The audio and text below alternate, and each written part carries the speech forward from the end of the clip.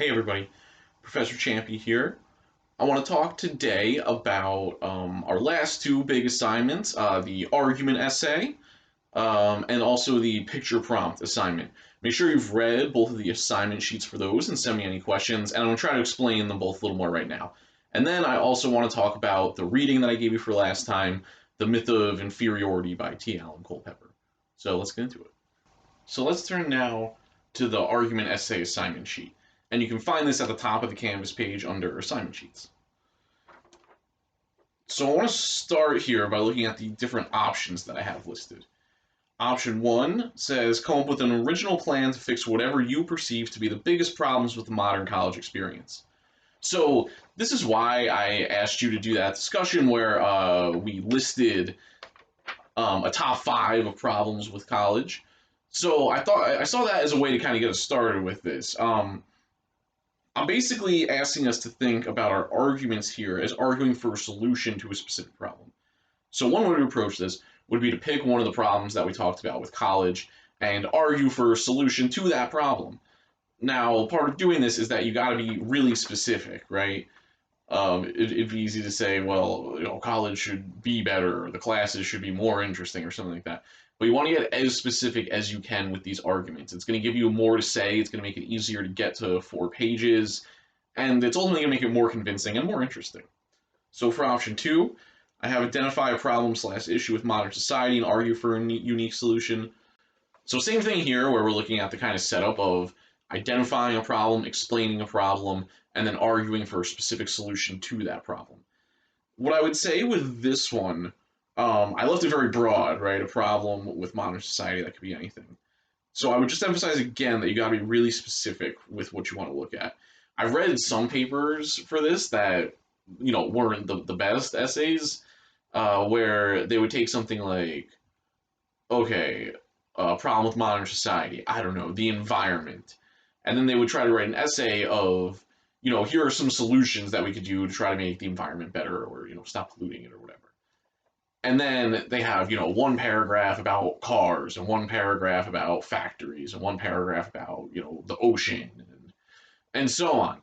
And what happens when you do it that way is, it's too broad. How to fix pollution would be the subject of a book, right? Not a 4-page essay. So if you're going to do something like that, you would want to get very specific and say, um, maybe just focus on one of them. Like, let's just focus on cars. What could be done with cars? Well, maybe they could run on, things besides gas. Maybe why don't we have solar powered cars? This would make it more specific, and then more something that you could deal with in 4 pages and have a good amount to say about it. And the last one I threw in here, option 3, analyze a piece of art and argue for your interpretation, similar to our literary analysis essay, but you can use any piece of art as the subject matter. So I threw this one in. I just, this is the one that sticks out to me the most. I always enjoyed more writing about books and movies and stuff. So if you remember with our literary analysis essay that we just finished up with, what we were doing there is making an argument about a message that we thought the text was sending. So you could take that and apply it to anything. You could apply it to any TV show you like or any movie that you like. And as long as you're asking the question, or you're trying to answer the question, what message is it sending on a certain topic, then that would be a good argumentative literary analysis paper. So I'm also making that an option here. Basically what we did before, except you could pick anything you want. So I'll talk more about these 3 options in the coming classes, and send me any questions that you might have about them right now. But I would start trying to think in terms of these. Start trying to think about what are some possible things you could talk about for each option, which one you're leaning towards, which one you feel like you could write the most about, and we'll continue to kind of brainstorm with this. Another thing that I want to talk about for this essay is what it means to argue and how we go about convincing people. What makes for a convincing argument? What makes an argument unconvincing? How do we make the best argument that we can? I know a lot of people tend to say, that everyone has their opinion, or that you could make the opposite argument. But I think it's important to realize that like not all arguments are equal, not all opinions are equal. So really, what we want to do is make sure that we have solid evidence for an argument and see some of these other strategies that we can use. So what I want to do now is go through some of the different argumentative strategies and talk about which ones are the best for which kinds of topics. So let's go take a look at that. Okay, what I'm going to try to do here is list some of the different strategies that we use to make arguments and try to give some examples to help us understand them. All right, so the one that I want to start with is called an anecdote. So this is one we try to convince people, right? These are all strategies to convince people. So an anecdote is like a personal story. So say I was trying to convince you, that Rutgers is a terrible college. One way you do that would be like, well, I went there and it was a terrible experience. Therefore, it's a terrible college. That would be telling a personal story to try to convince you. I think we've all heard these before, from friends. Well, I tried to do this and this is what happened to me. So I think we know that while they can show us something, right, it shows us someone's direct experience. Someone's experience isn't always representative of the facts of the matter, right? I could say I went to Rutgers and I had a terrible experience, but you might find 10 other people who said it was a great experience. So I think we'll see with all these different strategies for arguing that they all have their positives and negatives. There's strong points and weak points to all of them. So anecdotes, a personal story gives you an experience, but it's only one person's experience. Another one that I would want to list here is word choice. So what I mean here is that when we're trying to convince someone of something, we will choose different words to make a thing sound either good or bad, right? I think of maybe politics here as an example. When you think of certain words that politicians are going to use, like kind of buzzwords, either to make themselves sound good or their opponents sound bad, if a politician calls their opponent unpatriotic or they hate America, it's obvious that they're choosing words in a way to try to convince you that this person is bad or that you should vote for the person who's saying that. And I think we all do this. If you think of maybe arguing with like your parents or something about going out somewhere and say, oh, I'm just gonna go out for a little bit. I'll just be out for a minute. Uh, Even if you might be out for hours or something like that, we're gonna choose our words to make it seem like we're not gonna be gone very long, to try to make your parent more likely to be convinced by your argument that you should be allowed to go out or whatever. And really, I think both of these kind of fall under emotion. These are both kind of like emotional ways to make an argument. The words that you choose to talk about something don't actually make it more or less convincing, but it can affect the way that the person that you're talking to feels about the thing. Like I said, if you call your political opponent unpatriotic, people are going to feel bad about them, even though you might not be providing any evidence or there might not be any actual reason to say that. You're basically using the words to make the audience feel a certain way.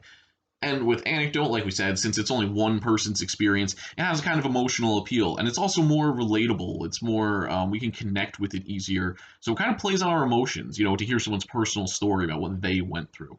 So these are both, I would say, appeals to emotion.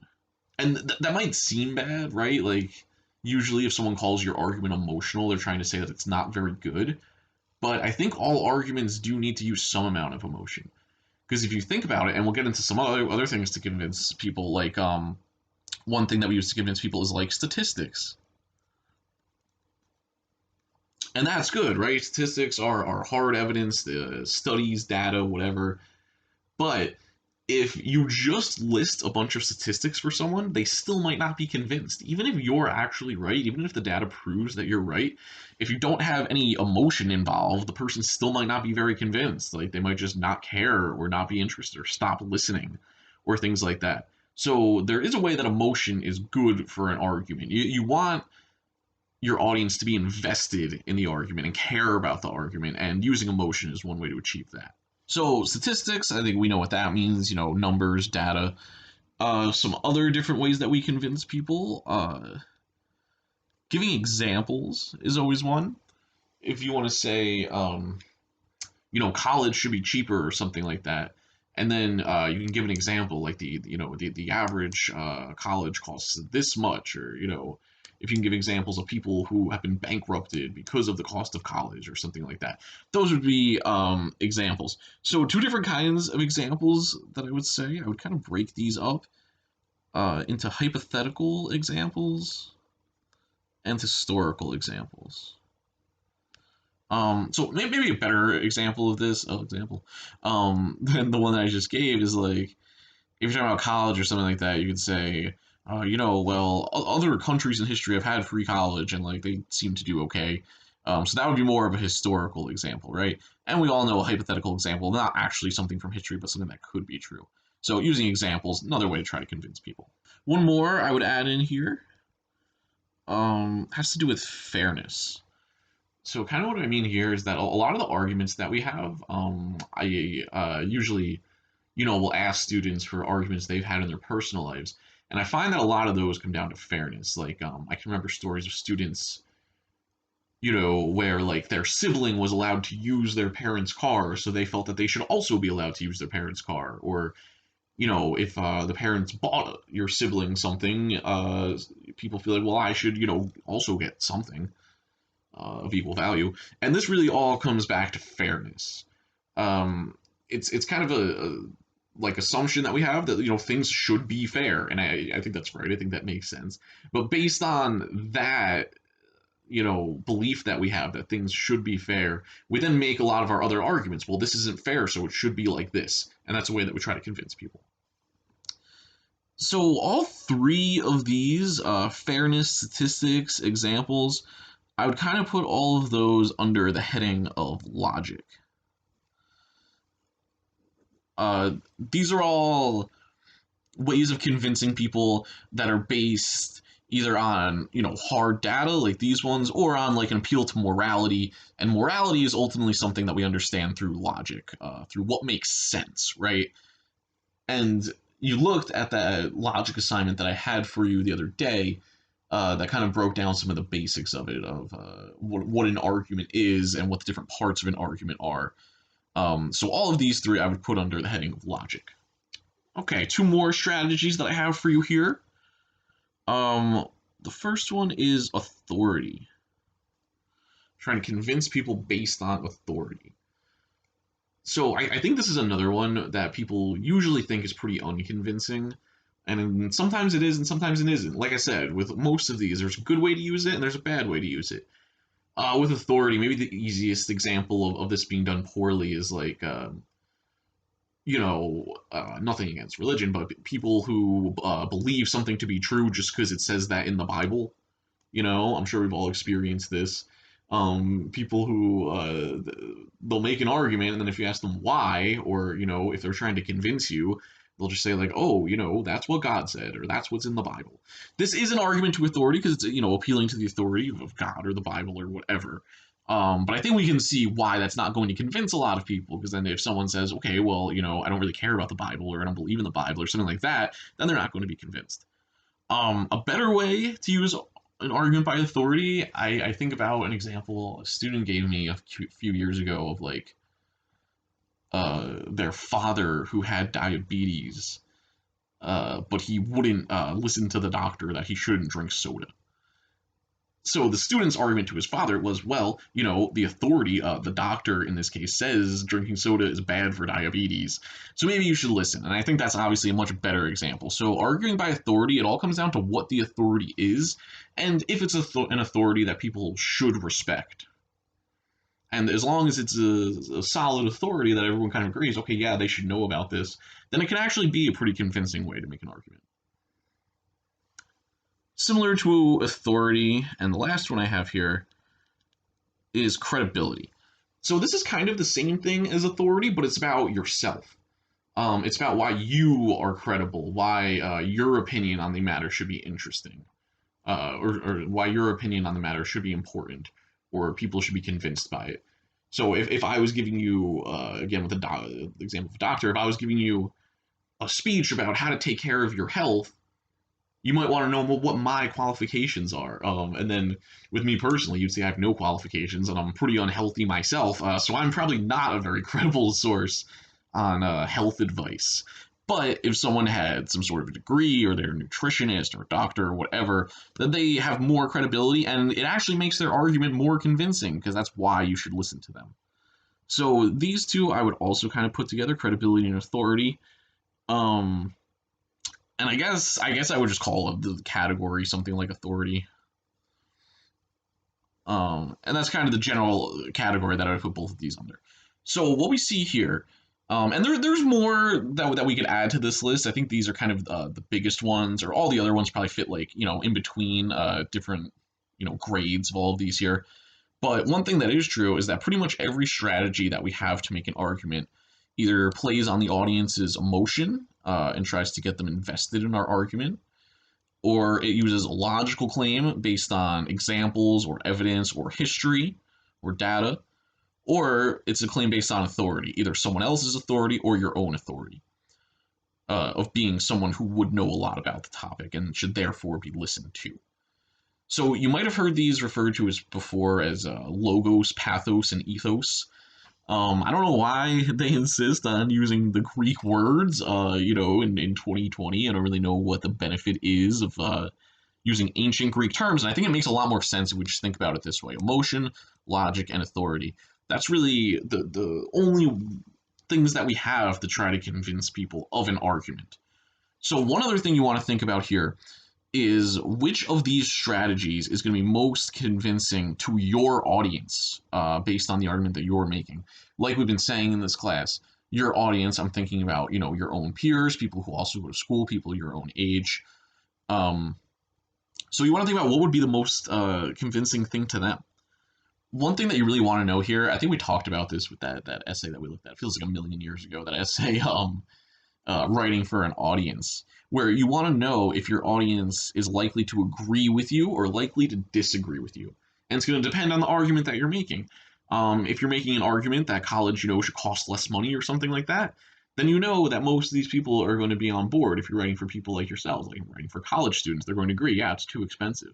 So in that case, if you think your audience is likely to agree with you, you can kind of lean more on emotion or tell stories or things like that. More emotional appeals will convince people if they're already kind of on your side. But if you think your audience is likely to disagree with you, I think logic becomes more important, because then they're not going to care about an experience that someone had if they are going to say, well, that's just one person. We need more than that. So if someone's skeptical of what you want to say, you do need more statistics, examples, historical data, things like that. And authority, I think, can kind of works in both cases. But you do want to think about, well, is your audience going to consider the source to be credible? Is it something from a journal? Is it something that was produced by like a political organization? And if so, is that political organization biased? Are they really credible on the topic? So those are some things you would want to think about there. But I would offer these as some of the main ways that we try to convince people, and something that I would really have in mind while you start to work on this essay. What's the best strategy to convince your audience? And which one of these strategies are you using? And I think what we see is that you kind of need to use more than one, right? You need to kind of mix all of these. But which ones are you using more? When are you using certain ones? These are all questions we want to ask ourselves as we start to work on our argumentative essays. All right. So yeah, start thinking about what you want to write for that argument essay. We'll probably work on a brainstorm in the coming classes, so we'll keep thinking about that as we move forward. But now I want to turn to the reading that I gave you for last time, "The Myth of Inferiority" by T. Allen Culpepper. So, like the banking concept of education that I posted some notes for on Monday's class that you should read, this essay starts by identifying a problem and then kind of talking about some solutions, and I think we can probably think of some solutions as well. But it still takes that same setup of here's a problem, here's why it's such a big problem, and then argues for, well, here's how it could be addressed or how it could be better, right? So that very much is the format that I would advocate taking for this essay. Find a problem, explain a problem, argue for a solution, and make sure you're spending enough of the essay arguing for the solution. Like I would say, the solution should take up like probably the last 2 pages at least of making your own argument. So this essay starts with the author considering a question that was asked to him when he was interviewing to be a professor at a community college. The question was, why are you particularly well suited to working with the kinds of students who come here? And he goes on to talk about how he eventually realized, kind of how this question implied that there was some kind of problem or that there's some kind of big difference between students at community colleges and students at four-year colleges. And then he goes on to tell us, of course, that he thinks this is totally incorrect, and he's writing from experience. Again, going back to how we were talking about credibility, the author tells us that he's taught at multiple community colleges and universities, that he's worked with both kinds of students, and that in his experience there really is not a very big difference. So by looking at this question of why are you particularly well suited to work with these students, as if there's something different about them, he kind of digs into the societal perception of community college. So I would ask all of you, like, what did you hear about people about community college? How do you think society views it? And do you think people look down on it? Um, it's something that a lot of students, I've heard a lot of my students talk about before, the perception among friends or parents or teachers that there's something wrong with it, that there's some kind of problem with this, that you're not really doing anything if you're going to community college. I remember, like, when I was in high school, people would say, "Oh, well, it's 13th grade" or something like that. So really, there's all these ways that people just kind of put down the idea of community college. But then, like I was saying, the author kind of explains to us that there actually really isn't very much of a difference in the students. That a college freshman, regardless of if you're at a community college, if you're at, a big, expensive university, there really isn't much difference between freshman students. Everyone is kind of in a new environment, not really sure what to do, not totally sure what they're being expected to do, and that doesn't really change depending on which school you go to. And I would say in my own experience, obviously having taught at a few community colleges in New Jersey, and also having taught at Monmouth University, I would definitely say that there's not a big difference in the students. In fact, I actually found students at community colleges to be like more engaged and more curious and inquisitive and willing to question the world or things that they've been told in the past. Whereas in my experience, students at a four-year college were kind of more passive and just like, oh, I don't know, whatever, yeah, things like that. So I think that this author is definitely correct when he says that there's no big split between students at different kinds of colleges. So the question then becomes, if there's not a big difference between the students, then why does this societal perception of community colleges being inferior exist? Where does it come from? Why does it continue to be perpetuated in society?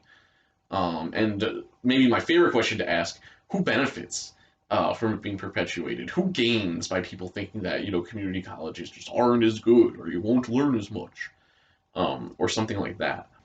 Another thing that I would ask all of you is, what are the consequences of society's negative view of community colleges? How do you think that it could affect students? If students think, oh, well, the school you're going to is just kind of a joke, how do you think students are going to behave differently than if they're going to an institution that society tells them, like, this is, a very important institution, a very big responsibility here? How could that reflect, how might students behave differently because of that? I think it's easy to see how telling someone that the school that they're going to, like, sucks would affect someone's self-esteem, or make them think that they're, like, not smart, or because they didn't get a good enough SAT score, because they don't have, like, a shitload of money to spend on some expensive school. Um, I think we could see how, for some students, it would make them feel like, I don't need to try as hard. Or like, why should I put in the effort? If I'm going to the school that everyone's told me, like, is not very good, then why should I care? Why should I try my hardest? Why should I give my best effort? And I think we could then see how that could result in lower grades for students. How like everyone having lowering the expectations of how smart they are, or how good they are at whatever, being in school, how that could then end up in, like, lower results, end up in people not trying as hard, not giving it their best shot, and then getting grades that are not quite as good. So just to give us some quotes here, I'm looking at page 98. um at the top of the page here, he says, merely asking the question, that question of why are you suited for these students specifically at community colleges. He says, merely asking the question suggests, however faintly and unintentionally, that there is something wrong with students who attend community college. And then going on to the middle of the page, he says, but in my experience, first and second year students, regardless of the type of institution they attend, are more alike than different. At every institution where I've taught, including the private use research university, I've found poorly prepared first-generation students. And at every institution, including community college, I've worked with well-prepared, intellectually gifted students. He goes on to say at the bottom of the page, talking about essays from freshman composition classes from a university or community college. He says one would find it difficult to determine which essays came from which institution. So just to kind of reinforce the points that he's making, that we have this perception of community colleges, but it doesn't sync up with reality. So just to think even more, why do we have it? Why does it exist? And I think it's easy to see like some kind of economic thing, right? I think most people go to community colleges because they're meant to be cheaper, so everyone has access to college, um, and because they don't have their parents don't have just thousands, and we all know how expensive college is to spend on some university. So I think it's I don't know, maybe about like rich people trying to make themselves feel better, like, oh, I go here, so I'm better. You go there, so you're worse. But really, all it shows is like who has more money. So people trying to equate like having more money with being smart or like being good or whatever, and it also kind of keeps money in the same people's hands, where if rich people send their kids to fancy universities and then high paying jobs look to those fancy universities, you kind of just keep the money in the hands of the same people generation after generation. And I think if we dig a little deeper and ask, well, who are those people? What do those people look like? Well, historically, it's mostly been white men, right? So kind of the whole system of having these, Ivy League universities, the elite universities, on top and the community colleges way on the bottom, it's kind of worked to keep the money in the hands of the same people throughout history. So we can see here the problems that the essay outlines with the way that people think about community college and the way it's generally perceived. So going back to our essay, right? This is the part of here's the problem, here's why it's so bad. So why is it so bad in this essay?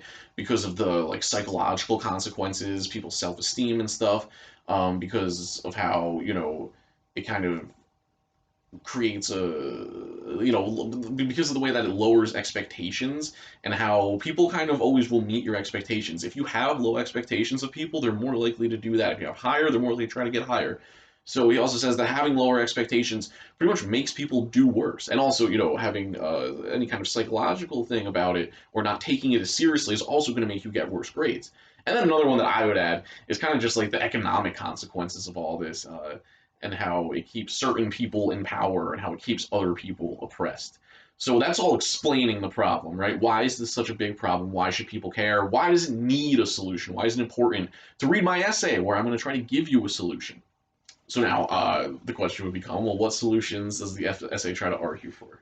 So basically, as far as I can see in the last couple of pages in this essay, it kind of, this essay is written, he's kind of addressing people who work in community colleges, professors, administrators, things like that. So his argument is that the people working at community colleges need to have high expectations, need to try to let students know, like, hey, like this isn't bullshit, right? This isn't just like another year of high school or whatever. This is, serious shit. This is academics. This is, a legitimate institution of higher learning, where we're doing the same kind of work, the same quality of work that they're doing at any college all over the country. So that's kind of the solution that he argues for. It's kind of about the mindset of people on the inside of the institution. And, by doing that, he thinks that you can influence the mindset of the students and encourage them to kind of aim higher, maybe not feel like they're at a shitty school, and ultimately they'll get better results, which will, help them more later in life. But I definitely think there's other solutions out there, and I want to hear some of yours. What do you think we could do to try to address this problem of people having a negative perception of community colleges? What do you think could be done to try to get rid of that, to try to get like this monkey off of the back of students who are just trying to improve their lives and who don't have a lot of money to spend on some fancy school? Because it seems clear to me that students going to community college should not have to deal with this stuff, right? You shouldn't have to think less of yourself or think that it's bad or let it bring you down in any kind of way. So my question to you, and I'm going to put this up in a discussion, is how could this be different? What else could be done? He gives us one answer that's more about what teachers and stuff could do. What else do you think could be done to try to address this problem? So I think that's all that I have for you today. And I just want to emphasize a few last things. One is kind of how I'm doing the readings for this unit. So yeah, the content of both of these, the first essay that we read that was about teaching styles and the banking concept of education, and then this essay that's about people's perceptions of community college. Um, the content of both of them could help us for our essay. If you're interested about writing about either of these topics, obviously you can engage with these or use them as sources or things like that. But I am thinking of them as kind of examples for the form of the essay that I'm looking for you guys to write. Where, again, I'll say it again, we have a very clear problem that needs to be solved. We explain why it's so bad, why it's so important to solve it, and then you argue for what your solution is. And you want to be as specific as you can about what you think we need to do to solve the problem. All right, we'll talk about this more going forward, and send me some questions. Um, and yeah, I'll talk to you soon.